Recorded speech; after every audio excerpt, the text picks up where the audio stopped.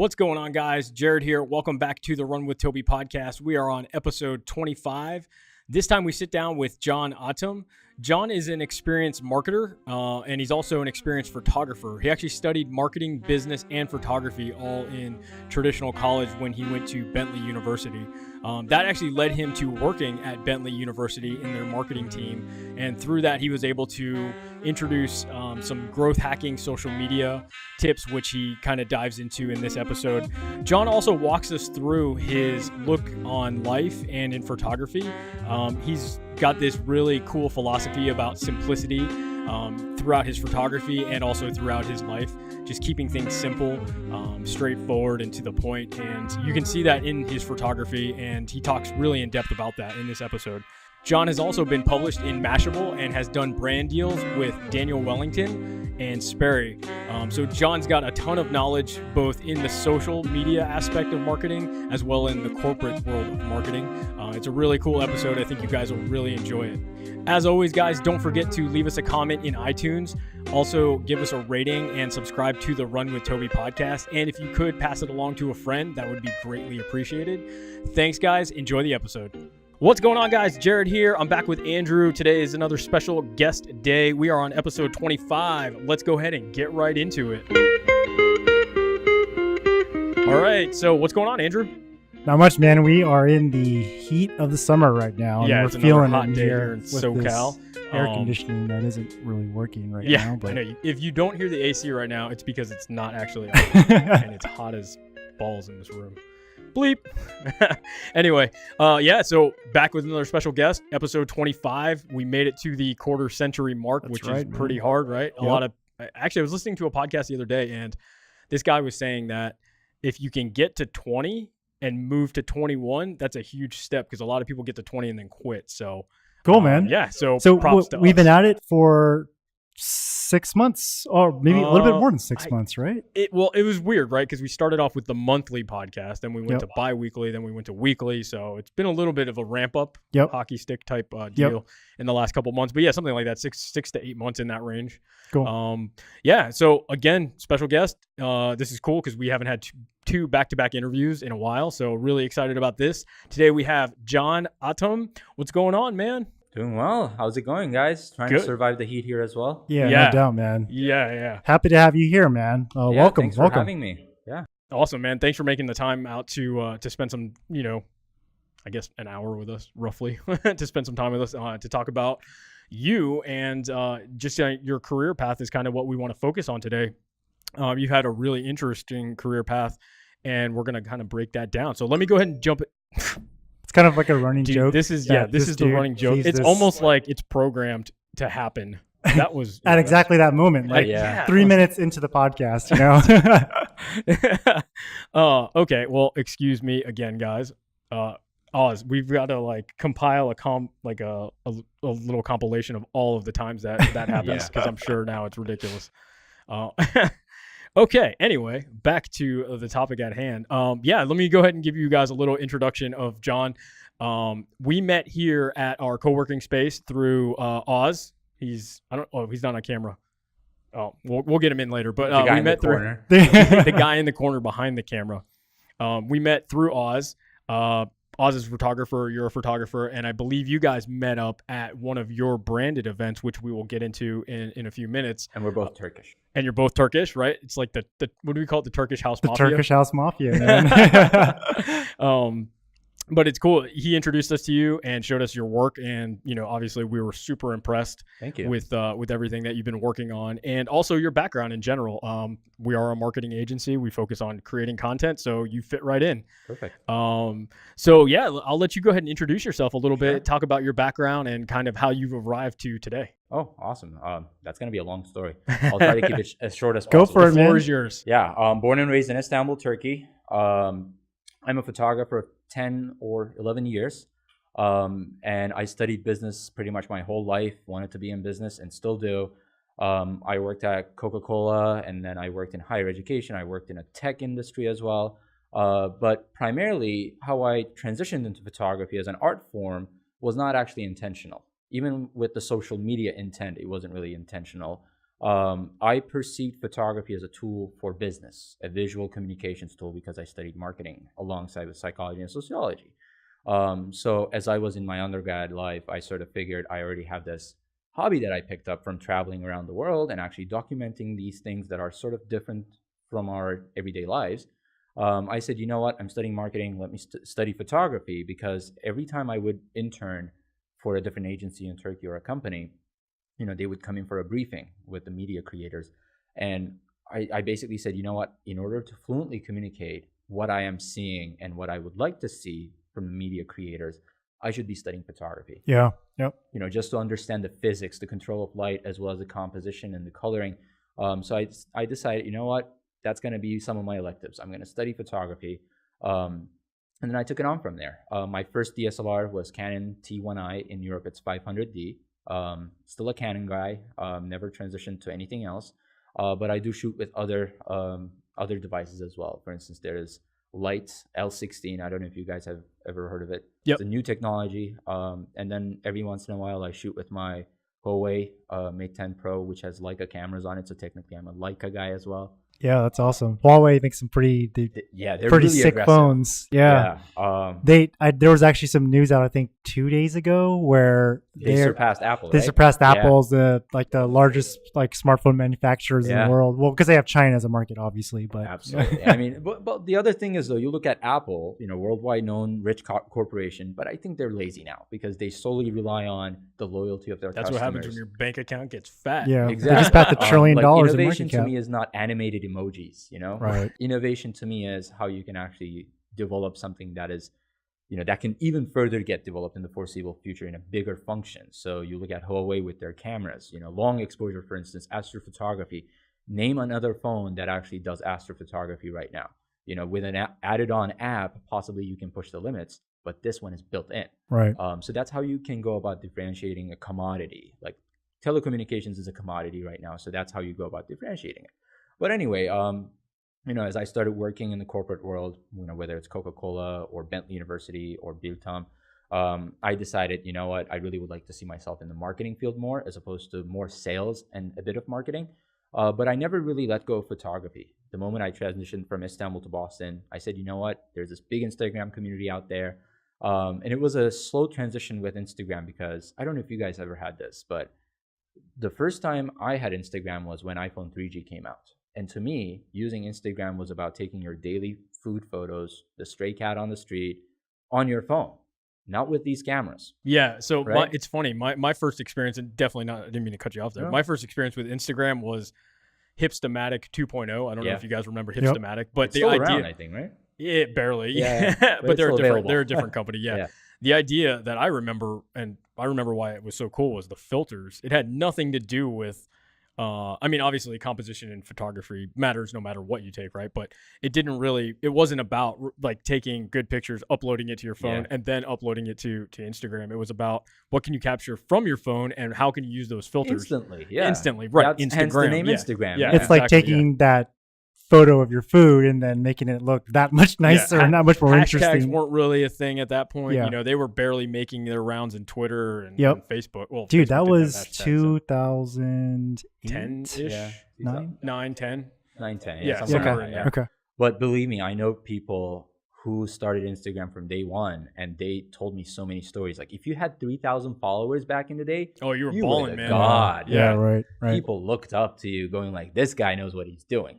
But now, of course, there are more people using it. The purpose has changed. Now, many of those people are actually entering the market with the goal to be an influencer, not to be a photographer or videographer.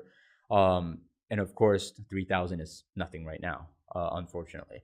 But yeah, so the moment I transitioned into Boston, I met the local Instagram community there. All of a sudden, the photos I would see on my cell phone, now I could put faces to those photos and say, oh, that's you. You're the woman who took this photo. You're the guy who saw this. And all of a sudden, I started getting involved in different Insta meets, and hence, from that, Portrait Meet was born with a bit of struggle afterwards. But that's pretty much my transition, my lifetime between Turkey and the U.S. in a nutshell. Cool. So tell us a little about Portrait Meet. Like, how was the concept started? Like, what's what's the goal for it now? Like, how's it going? Yeah. So as I said, I was involved in different Insta meets around the Boston area. And every time I would go to an Insta meet, they would always say, you know what, we're going to walk around the financial district. We're going to go to, I don't know, the historical Beacon Hill area, Acorn Street. Note that down because that is actually one of the most photographed streets in the United States. And it is still from the old Boston era with cobblestone streets on there.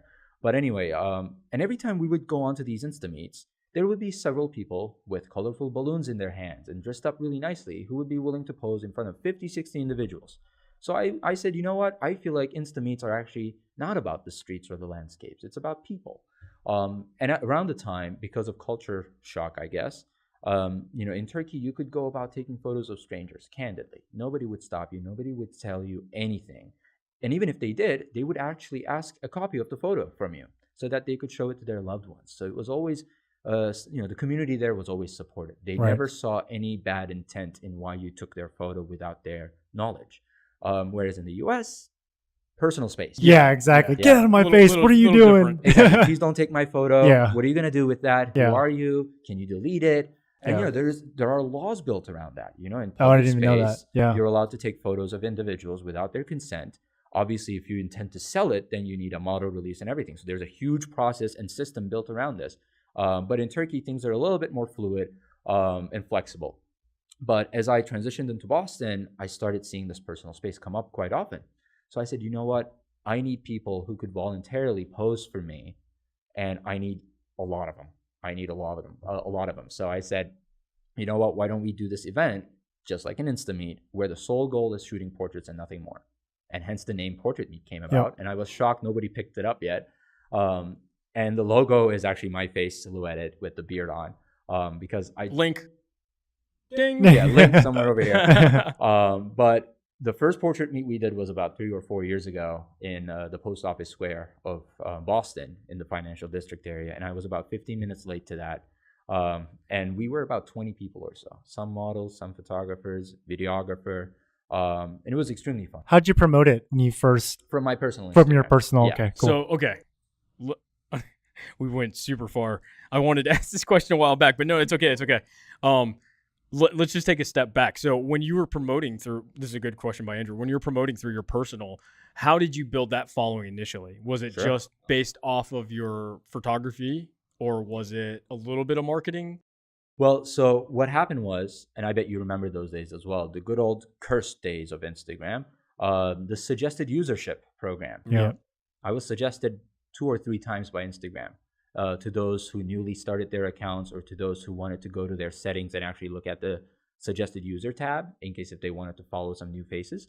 So because I was suggested multiple times there, I grew an influx of follower base. Are all of them organic? No, because I got a lot of webcam girls as well as all the spam. All the Right. bots. Yeah. Right. Spam. Right. So Instagram purge, helps us a lot. But that's why I was saying it's a curse and a gift. Yeah. But one thing that I truly don't understand in this world is, as that grew, obviously brands started approaching to me. Mashable, one of the best companies I love to this time. I partnered up with them multiple times as well. They featured me on their website. And through them, I was able to also grow my follower base. And then local Boston radio station, Amp Radio, they hosted me twice as their guest. And, like we did here, they interviewed me about Portrait Meet and other things. And Boston Globe, the local newspaper, they started their Sunday Instagram feature edition with me.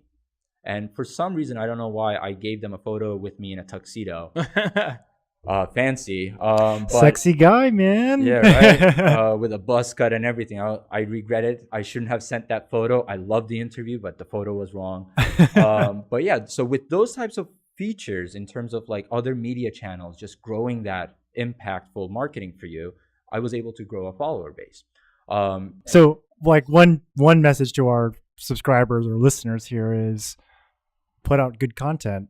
Yeah, and because the part of the catalyst, it sounds like, was you getting on that explore tab or the suggested friend. Yeah. But you've got to put good content up to be able to be featured on there, right? Yeah, totally. But I think also another key component, as what he's talking about with like just saturation now, putting out good content no longer can be the differentiator, right? Fair. So I think something that you just said is really cool. Like, you started a movement with Portrait Meet because you found a gap in the marketplace, basically, there, right? It was a need. People, particularly for me, it was sure, a need, but chances are, I mean, there's 7 billion people in the world. Somebody else is going to want to do it also, right? So finding that niche gap to create, and then doing something with it, and then actually doing, and then put an idea around it. Sure, yeah, fair.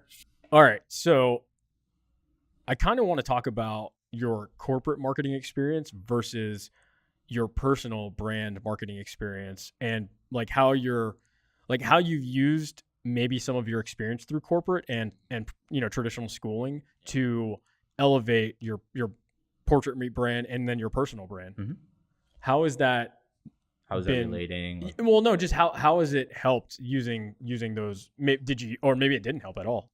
I mean, in some cases it did. Like in Coca-Cola's case, it didn't really matter much because Coca-Cola has their strict guidelines. That's a corporate policy.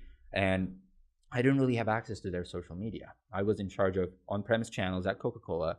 So I had little to big guys as clients. It could be the local zoo. It could be a stadium. It could be the local movie theater. So those were my clients. And what did that marketing entail? Like, what were you actually doing? So in that sense, it was the classical marketing efforts that we did. The point of sale merchandise and strategizing the product portfolio, as also adding up to the sales techniques and the marketing efforts for that client. So if it's a pizza store, let's say, the combo messaging is really important for Coca-Cola. Right. So it's like a super tactical, very like straightforward. And it was a package deal for the most part because you couldn't really be that free in the way that you're offering a solution to the client. It was obviously Coca-Cola's support, but within the premises that Coca-Cola gave you. So you only had so much to offer. But they were still amazing offers. I mean, combo messaging would increase your sales definitely by 40% in terms of Coca-Cola sales as well as your product sales. So bundling is one of the biggest strategies of Coca-Cola, and we always played on that. But when you look at a company like Bentley University, and I say company because educational institutions actually make money, and they're companies. How do you think they pay their employees there? Even though if they're nonprofit, how are they paying all those employees and not their athletes? That's a different topic. Yeah. But anyway, so with Bentley, I had more flexibility because there were a lot of uncharted territories. And this applies to many of the universities. This could be top tier Ivy Leagues to newly established universities as well.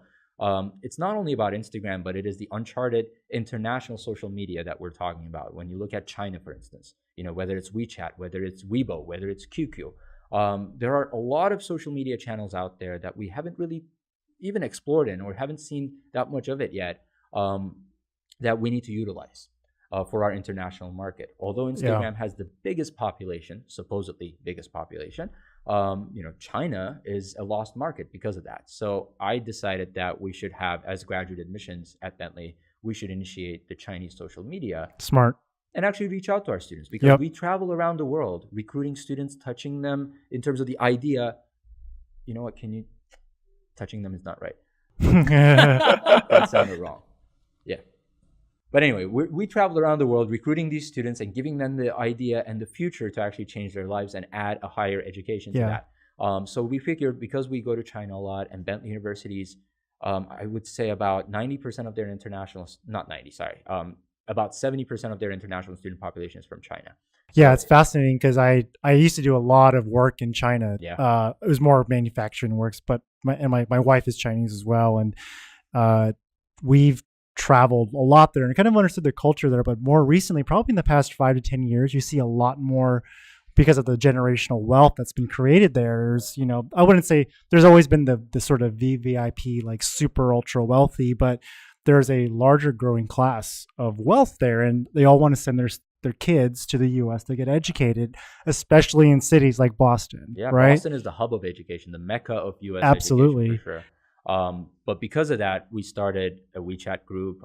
There's actually a secret website that many admissions people don't know about. It's a Chinese established website called chasestream.com. Huh. Have you ever heard of it? No, I have not. No. Yeah, not many people know that. It's a very secret Chinese platform, as I was told by my Chinese friends. But they share GMAT questions, interview questions, and their results over there. It's a community, very tight-knit community where they share admissions information with each other. I actually snuck in. I got an account from there, and I started monitoring the students there, trying to see if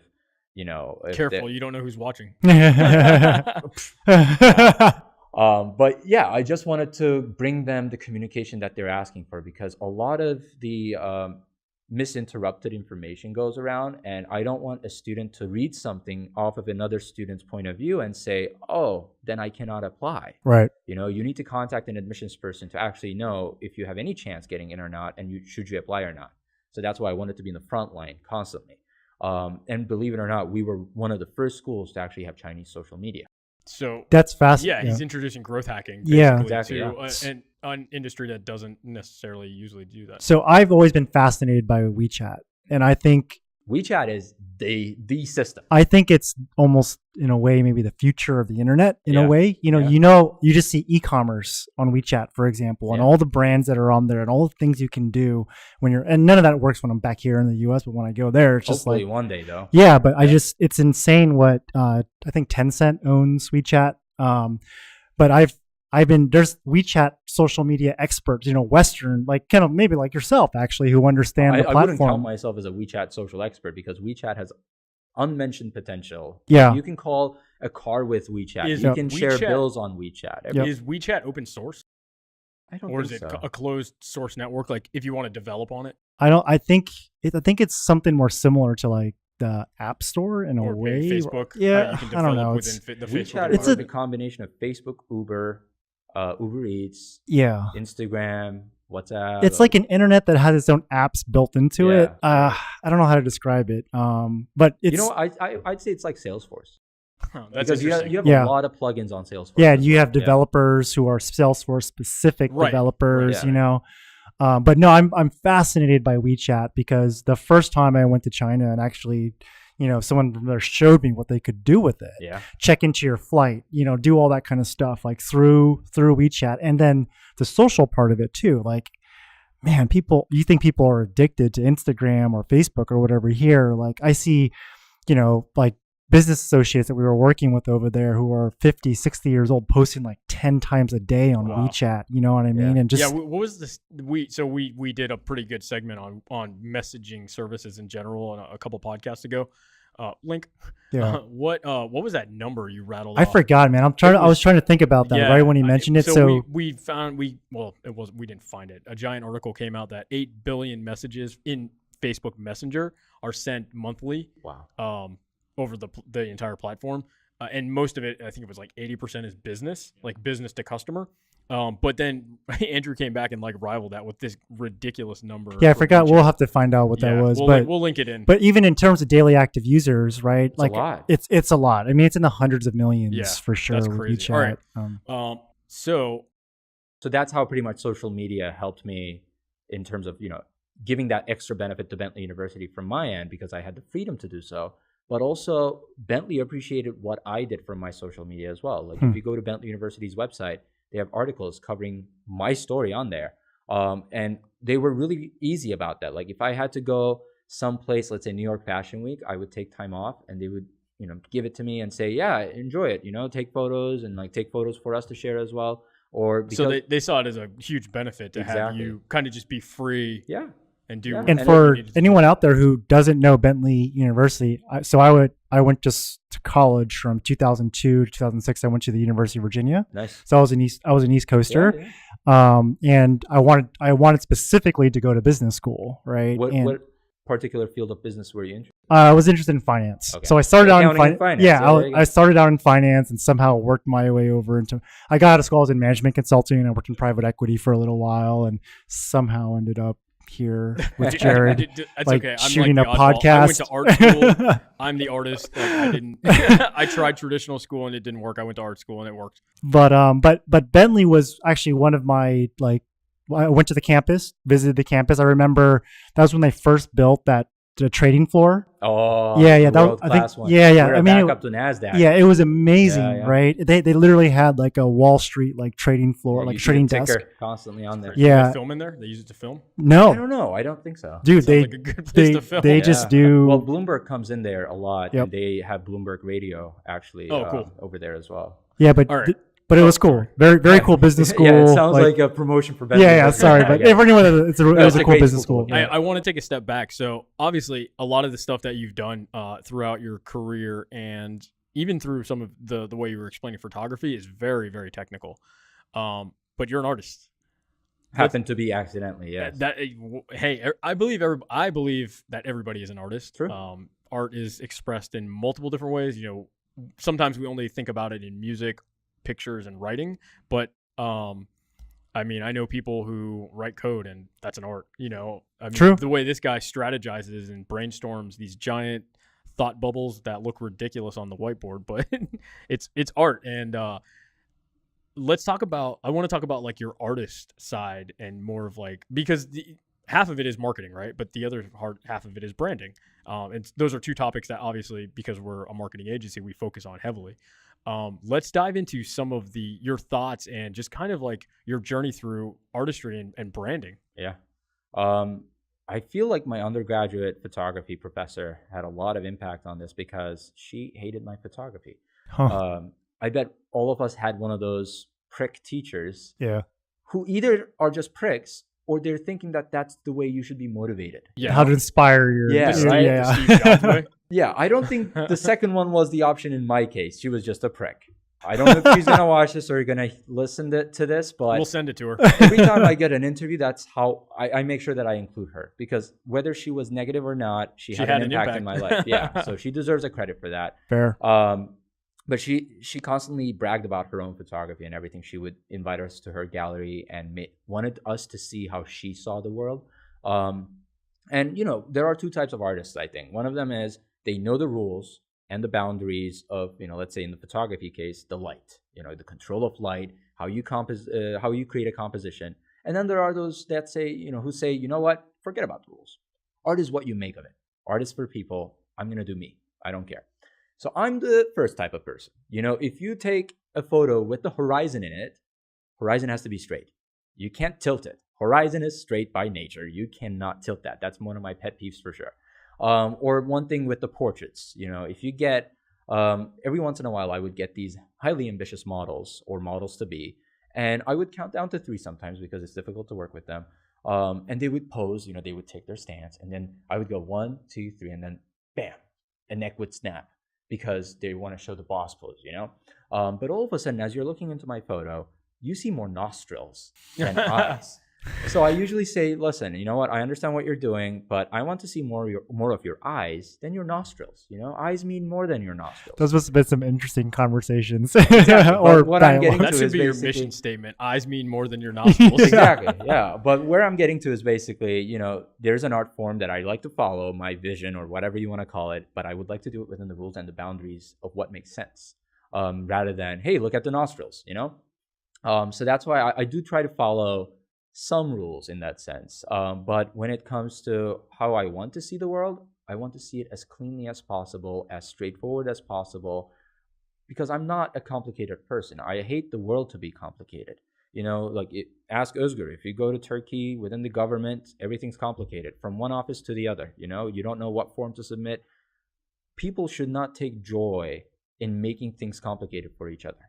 But for some reason, this system, wherever you go, complication works in some way, and it shouldn't. So my photography is about simplicity. It's not about minimalistic approach. It's just, it is what it is. You see what you get, and that is what I see as well. So I want to be as transparent and as straightforward as possible, as simple as possible. That's why when you look at my composition with the portraits, especially, centered. You know, the model can give as many different poses as he or she wants, as many different expressions, facial expressions as he or she wants. But I'd like to just take them right in front of me, centered, and have them look straight into the camera without a smile or without a sad face. Because life is taking it neutral, simple way, no complications. So that's what I truly enjoy about photography. And that's your view on the world. I was and going that's to how say you that express leads it, right? directly. That has to play right into your branding in general. That's the name Portrait Meet. Simple. Yeah. You know, what is Portrait Meet about? I think it has something to do with We meet up and meetups. take portraits. Yeah, duh. But yeah, simplicity really plays into the understanding of life that I have, and I expect simplicity from everything. And I feel like simplicity shouldn't be the hardest thing to do because it's simple.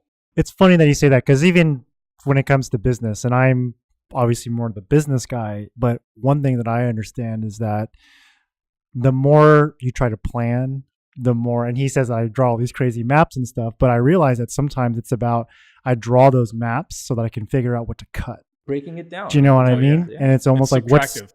what's the garbage? You know what I mean? Yeah. And figure out how to toss it and then synthesize it down into what makes sense. Yeah. We're gonna You know get what you I a mean? block of marble, a chisel, and a hammer, and see what you come up with. Yeah, it'll be nothing in the end. Watch. Just Yeah. But no, I think that attitude applies to life in general. I think, and especially in this day and age where we're so inundated with so much everything. Do you know what I mean? There's so many ways to reach you, whether it's content or it's communication or whatever. Like, it's about how do you boil things down into what matters and prioritize what's important, because when you're everywhere, you're nowhere. Sure. You know? Have you, I'll ask you this. I usually try to ask this to people. So I have met people who are not on Instagram. Mm-hmm. And, you know, kudos to them, hats off. Somehow they can survive. Congrats. But have you ever checked to see how many times or how many days have you actually survived without using Instagram? Were there any days or any long amount of hours in which you didn't really pull your phone from your pocket and open Instagram? No. It's been a while. No. So you've never gone on an Instagram cleanse? No, and actually the thought has come to my mind just to go on a digital kind of cleanse in general, but it's we talk about this sometimes where the phone is just like, it's, you know, it's attached the phone to is you. another case, but Instagram in particular, because they're about to come with analytics on how you're actually I saw using, that. right? Yeah. Vero had that first. I'm running iOS 12. Yeah. And it has that ability. It tells you what apps you've been using the most. Yeah.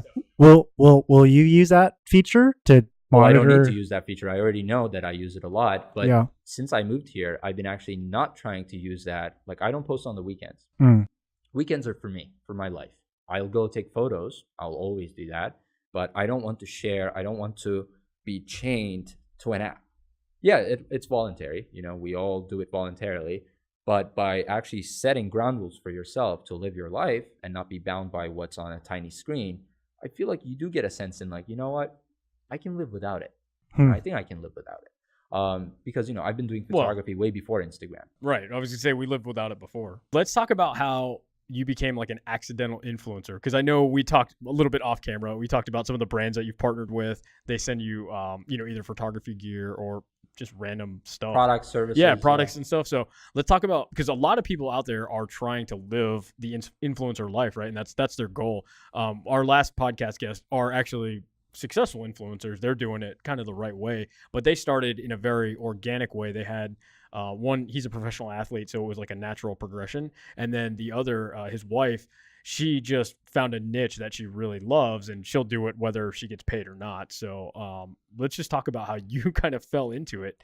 So it was around the time when I became a suggested user for the first time with Instagram, and then Mashable contacted me. So right around that time, some companies, there were three. One of them was obviously Daniel Wellington, the watch company. I have like 10 watches from them. Oh, that's awesome. I feel like, you know, as an influencer, if you want to be an influencer, there's a Daniel Wellington level. You know, the moment you reach that level, you can say, okay, I made it a bit far. You know, just like you guys were saying, 20th episode, 21st, there's a Daniel Wellington level. The moment if Daniel Wellington sends you an email, know that you're an influencer. So that's why I was sent several watches from them. And then Void is another company that they sent me their watch, which sort of resembles an Apple Watch, but it's not digital, it's analog. And then Libby Glass, it was an alcohol glass manufacturing company. So they sent me their products. All three of those have to do with photography or anything? It's just strictly photography? Yeah, only photography. And the funniest part is, you know, no matter what field in business you are in, you need visual. Sure. You know? Yeah. And we talk about that to our clients all the time. You know, they want to go cheap on the budget when it comes to video and photography, but, you know. It's like, let me build a world-class website, but no photos or no video budget. You know, it's like, nobody's gonna look. Oh, you have amazing copy on the website, but it's not gonna. No one's gonna read it. And it never. That conversation never goes in the direction that, you know, they think it's gonna go. But Yeah, but currently, I mean, those were the first three that approached me, and I only took photos in exchange for the products. It was fun. I mean, believe me, especially Libby Glass. I remember my dad and I over by a white backdrop, we would like pour in whiskey and put ice cubes, and I would take freeze frame shots of them in high intensity light just so that I could get that, the effect, the wetness of that, and the ice cubes over there shining. We tried to do that on a budget too. Yeah, it didn't work. No, it was It extremely didn't work. fun. And then later on, you enjoy it, Yeah, victory. You toast to that. And then the watches, of course, I'm like, oh, all of a sudden I didn't have any watches, and now look, I have 50 watches. Now I have to buy a watch box for this. Right. For all those free watches, I have to spend money. So it was quite fun. But believe it or not, I feel like the influencer market is dying away. And there are multiple reasons for this. Aside from the intense competition of things and how our work is being devalued now because of that competition, it's also people are aware of that. Like the moment I post something, they're going to say, oh, he's just doing that because he got paid. The authenticity of it is sort of evaporated, which was the value of it in the first place. Right? Because you weren't Kim Kardashian posting something because they paid you $40,000 or so. Yeah, and this is funny because this is a topic that comes up on the podcast a lot as well. Andrew and I are pretty obsessed with just influencer marketing in general.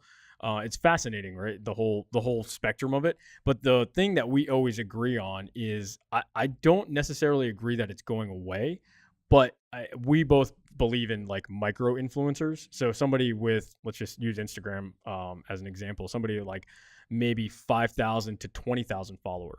Yeah, sort of like newer in the game as opposed to somebody who's way established. Not even necessarily new in the game, but just somebody with, like, I feel if you contact somebody with 5,000 followers, the chances of those 5,000 being like realistic followers who are like hardcore followers is a lot higher than somebody with like, 350,000, but 200 of those 1,000 are, well, and the angle that I look at it from is like, if you find someone who's like 5 to 20, let's say 10,000 followers, and they have a super tight demographic, like for example, you're a professional, you're a triathlon athlete. Use the golf one. That one's great. Actually, yeah. So there's golfers out there, like there's female golfer influencers who've got about 25,000 followers, and everyone who follows them are golfers, right? Yeah, so that's a target audience. Exactly. Yeah. But the problem that I think, and what you're alluding to, I think as well, is you look at the Kim Kardashians, and yeah, they've got millions of followers, but they cross so many different spectrums and demographics. And yeah, you're getting your product in front of potentially a percentage of those millions of people, but you're not, the demographic isn't tight. Do you know what I mean? And then there's all these issues with fake followers and blah, blah, blah, blah. And I know Instagram is trying to fight that, but that's another podcast for you about Instagram's integrity. Trust me. Sure. I can assure you that there's a black market out there. But keep going on your thought about why you think. Yeah. So the other reasons are, like again, the Kim Kardashian example. So when Kim Kardashian is given a teeth whitening product, she can actually hold it in her hand and pose like this for a selfie and still make the same amount of money. And hopefully that company is going to get a return on investment. Yep. But because I feel like the influencer market is dying, and the main reason, aside from the first one I said, I see a lot of average Joes out there doing what Kim Kardashian is doing. Right, yeah. What makes you so special that you feel like you can post it by holding it in your hand? To me, that's not visual communications. That has zero worth of marketing value. Yeah, that comes down to the artistic communication. Exactly. How different are you? That would make me more happy to see how you would actually utilize my service or product as opposed to holding it in your hand. Anybody could do that. Right. And the companies are starting to catch up. Exactly. And they're figuring that out. So it's like, you can only get away without creative direction for so long, right? Yeah. Well, that's why the quality you're getting is meaningless. That's a fair point. I just hate that whenever you're on Venice Beach is a great example. Everybody has an Instagram post for Venice Beach, so that alone, I can't wait till that whole wave goes away. Yeah. It may never, but. And then the other part is, all of a sudden, of course, because people are in it for the money, now because the competition is so big, every company expects a product in return or a service in return of your photography and influencer services. So not many people would like to do that because they want to make money off of this. But now the market is so saturated that you can't really actually function in that sense. So what I try to do, and one of the companies actually has been doing this for a while, Sperry, the shoe company, owned by Wolverine Worldwide. They're actually right next to Bentley University in Waltham, Massachusetts. Oh, are they really? And I worked with them for a year. Okay, it's like Sperry, Rockport, that Rockport is not owned by the Sperry company, but Their sister brand. Keds, Saucony, they're owned by Wolverine Worldwide. But there are a lot of shoe brands around Massachusetts. Yep. New Balance, Nike, Converse, Adidas, Reebok, Rockport, LL Bean. Yep. Many of them are around New England. It's insane. But Sperry believes in the quality of content as opposed to the quantity that it's being served to. Whether it's fake followers or not, they really don't care. Because what they intend to do is once they get the content, it can be shared on your social media, but we want to use your content on our packaging, on our posters, on our magazine website. I see. Got it. Because that's what we're initially paying for, the experience documented. It's like user-generated content that gets elevated more to like a corporate. Exactly. So they worked with me. They worked with somebody who has like 700 followers on Instagram. They didn't care about the number at all because they were already meeting their sales goals and everything. All they needed was representation of a lifestyle, representation and vision of what it should be so that it could be used on multiple channels and tools for them. So they cared about the quality of the content. Yep. So that's why as I'm seeing all of these, influencer strategy is going to die out. Maybe currently they're trying to save it with the micro-influencer strategy, but believe me, I mean, it's going to die out. So what it's funny. Yeah. Sorry, go ahead. Finish. I was going to say how I intend to use Instagram is to actually promote my photography business. Okay. Not become an influencer, but still stay as a photographer as I started out to be. Yep. And actually use Instagram as a portfolio so that I can gain money through my photography service, not from my influencer service. Got it. Yeah. I feel like that has a more bigger value proposition than that. Yeah, no, that's cool. I mean, I'm actually really glad that we're talking about the influencer game potentially dying out because, the Fat Jewish, he has so he actually posted or they interviewed him and he said the exact same thing. Yeah. He's like, look, they consider me an influencer, but the value of it is getting diluted right now. Everybody has the same content. Like, sure. I wrote about this on one of my posts the other day. One of the beloved Instagram fashionista girls, Teza MB, is her handle. She created these amazing presets. But since then, I've been seeing a lot of fashion Instagrammers out there using her preset.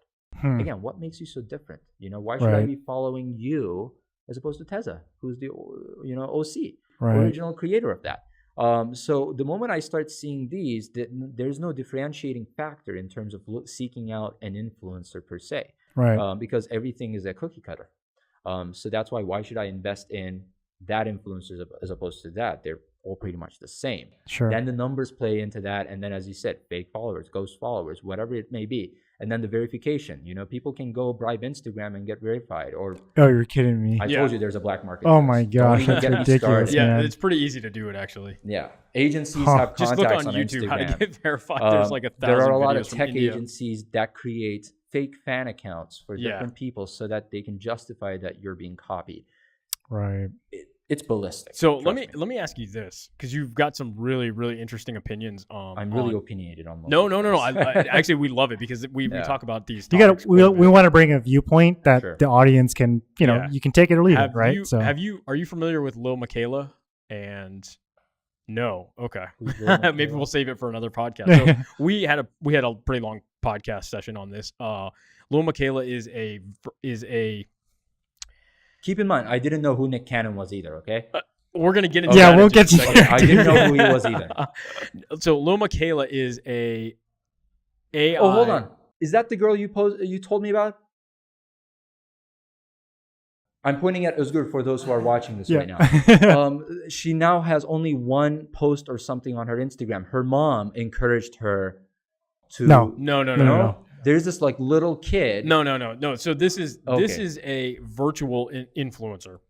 So she's not a real person. The photoshopped person. She's not she's Photoshop and she's 3D generated. Yeah, she's a 3D model, basically. I think Mashable posted about her. Yes. Yeah. So basically this team of people called this company called Brud created this artificial AI influencer / virtual influencer, whatever. But she's made brand deals with like Prada and some of the largest companies in the world. She did, I think, was it Wired? So wait, if I email to that account, some AI is going to reply? It's not. It's a team of people. Okay, so it's a curated team of people. I think they use a little bit of AI, but they're making money off of her. Yeah. Check it out. I don't want to get too far into it in this podcast, but definitely check it out. The basic idea is like if you're looking at her feed now, you can tell it's a CG like created person, but I think a lot of people were fooled and they actually thought she was like a real person. So we'll link to that podcast here somewhere. Yeah, but check it out. It's a whole nother thing about, and the discussion we had about it was, doesn't matter if the person is real or if they're CG created. Well, TurboTax does your taxes. Doesn't matter. Right, exactly. Well, the point is, like, if she's driving a movement, yeah, obviously it could be a good thing, but it could also be really dangerous, right? So, well, if people are going to buy something that an artificial something is marketing, I would also question the thought process of people. Yeah. That's pretty freaky and creepy. That's kind of like, and that's the discussion we sort of had about it. It's like those 1984 or Blade Runner type of concepts. It's totally in that realm. Yeah. Blade Runner, like the dystopic like future. Any clones. Yeah. It's totally. Have you seen Westworld? No, not yet. Yeah. That's touching. That's another podcast. Yeah, I'm exactly. a huge advocate of Black Mirror. Yeah, it's one of those types of like thoughts. Yeah, totally. All right, this is perfect. So since you brought up Nick Cannon, one, how did you not know about Nick Cannon? And two, let's talk about the project. Let's talk about the project that you collaborated with Nick Cannon and Saved by the Max, I believe. So what happened was First off, I got to give a shout out because I am a 90s kid and I'm a huge Saved by the Bell fan. I grew up on that shit. So all right, so I shouldn't even mention that I didn't know what Saved by the Bell was. How dare I? That's okay. You're not from America, so it's okay. Exactly. Reason number one, I'm from Turkey. Although we get Nickelodeon, we don't get Nick Teen, the evening shows or afternoon shows. I grew up with all that, Legends of the Hidden Temple. Yep. I was on Legends of the Hidden Temple. No way. I'll link to that. Right. Here. Yes, please. I'll link to that right there. I totally forgot about that, dude. That's of the right. Temple. This is an honor to meet you. Which team were you? I was a green monkey. Man, that's awesome. That's awesome. We'll save that for another podcast, but I'll link the video here. Yeah, so we watched a bunch of those the shows, Rugrats, Rocko's Modern Life, and Real Monsters. But Saved by the Bell was on NBC. No, but Nick Cannon was apparently on Nick. Oh, he was on Nickelodeon. Yeah, Nickelodeon. Yeah. I didn't know that because we didn't have Nick Teens. So that's how I didn't know about Nick Cannon. And then obviously I didn't watch shows like X Factor, America's Got Talent. Right. Apparently he was the host in that. He's got his own show on MTV now. I don't He was watch married MTV. to Mariah Carey. Yeah. He was married in to Mariah a Carey. bunch of terrible movies. I asked, I was like, you know who Mariah Carey is? And it's like, nah. Yeah, apparently he doesn't know. How dare you? Yeah. He's too young. Yeah. But anyway, so with Nick Cannon part, that's unfortunately I didn't know him through there. But now that I know him, obviously I have the true respect for him and appreciation for what he has done. But with the Saved by the Bell, obviously I didn't know that because Turkey didn't show Saved by the Bell. I didn't know about Cheers back when I lived in Boston. So it's pretty much the same concept that they did at Saved by the Max. It is inspired from that. And I think one of the characters actually is contributing to the making of this. But the project didn't straight come from Nick Cannon. It came from Saroj Bertin, who is another Instagrammer. And I think she is also an artist. And she direct messaged me and said, hey, we got this shoot coming up at Saved by the Max. It's a very 80s vintage, colorful theme, and Nick Cannon is gonna be nice. there. We'll link her in our show notes. Yeah.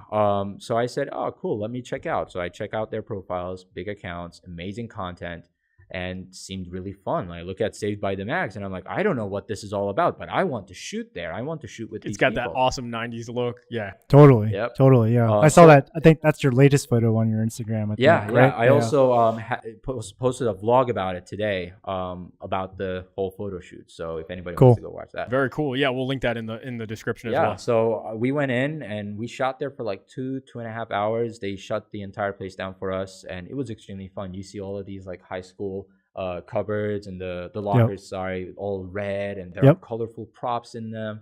The wardrobe. Yeah. And then there are some real props from the TV series on display there as well that you can see.